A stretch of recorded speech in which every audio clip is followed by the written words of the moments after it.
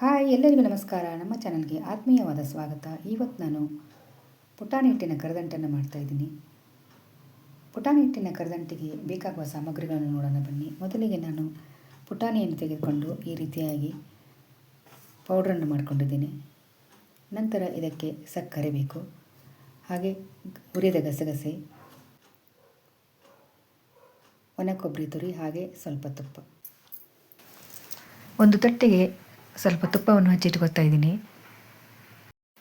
ನಂತರ ಒಂದು ಪಾತ್ರೆಗೆ 3/4 ಗ್ಲಾಸ್ ಸಕ್ಕರೆಯನ್ನು ಹಾಕಿ ಸಕ್ಕರೆ ಮುಳುಗುವಷ್ಟು ನೀರನ್ನು ಹಾಕಬೇಕು.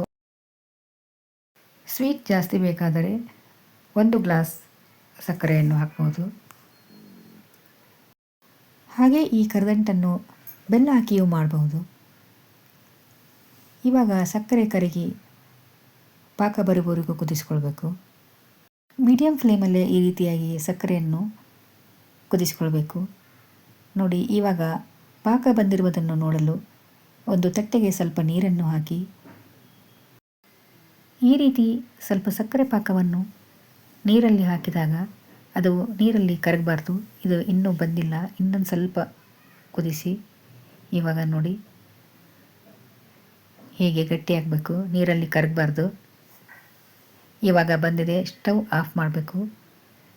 ನಂತರ ಇದಕ್ಕೆ ಸ್ವಲ್ಪ ಸ್ವಲ್ಪ ಪುಟಾಣಿ ಹಿಟ್ಟನ್ನು ಹಾಕಿ ಸಕ್ಕರೆ ಪಾಕದ ಜೊತೆ ಚೆನ್ನಾಗಿ ಮಿಕ್ಸ್ ಮಾಡಬೇಕು. ಹಾಗೆ ಇದಕ್ಕೆ ಪಾಕವನ್ನು ತೆಗೆದುಕೊಳ್ಬೇಕಾದರೆ ಒಂದೆರಗಿಂತ ಸ್ವಲ್ಪ ಜಾಸ್ತಿನೇ ಇರಬೇಕು, ಆವಾಗ ತುಂಬ ಪರ್ಫೆಕ್ಟಾಗಿ ಬರುತ್ತೆ.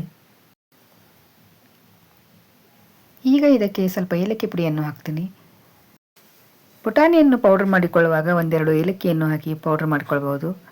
ಇವಾಗ ಇದನ್ನು ಎಲ್ಲ ಚೆನ್ನಾಗಿ ಮಿಕ್ಸ್ ಮಾಡಿ ತುಪ್ಪ ಹಚ್ಚಿದ ತಟ್ಟೆಗೆ ಈ ಮಿಶ್ರಣವನ್ನು ಹಾಕಿ ಬಿಸಿ ಇರುವುದರಿಂದ ಒಂದು ಬೌಲ್ ತೆಗೆದುಕೊಂಡು ಅದರಿಂದ ಸ್ಪ್ರೆಡ್ ಮಾಡಬೇಕು. ನಂತರ ಇದಕ್ಕೆ ಮೇಲೆ ಹುರಿದ ಗಸಗಸೆ ಹಾಗೂ ಸ್ವಲ್ಪ ಕೊಬ್ಬರಿ ತುರಿಯನ್ನು ಹಾಕಿ ಈ ರೀತಿಯಾಗಿ ಕಟ್ ಮಾಡಬೇಕು. ನೋಡಿ, ಪುಟಾಣಿ ಹಿಟ್ಟಿನ ಕರದಂಟು ರೆಡಿಯಾಗಿದೆ. ನೀವು ಒಮ್ಮೆ ಟ್ರೈ ಮಾಡಿ. ಇಷ್ಟವಾದರೆ ಶೇರ್ ಮಾಡಿ, ಕಮೆಂಟ್ ಮಾಡಿ, ಹಾಗೆ ಸಬ್ಸ್ಕ್ರೈಬ್ ಮಾಡುವುದನ್ನು ಮರೆಯಬೇಡಿ. ವಿಡಿಯೋ ನೋಡಿದ ನಿಮ್ಮೆಲ್ಲರಿಗೂ ಧನ್ಯವಾದಗಳು. Thank you.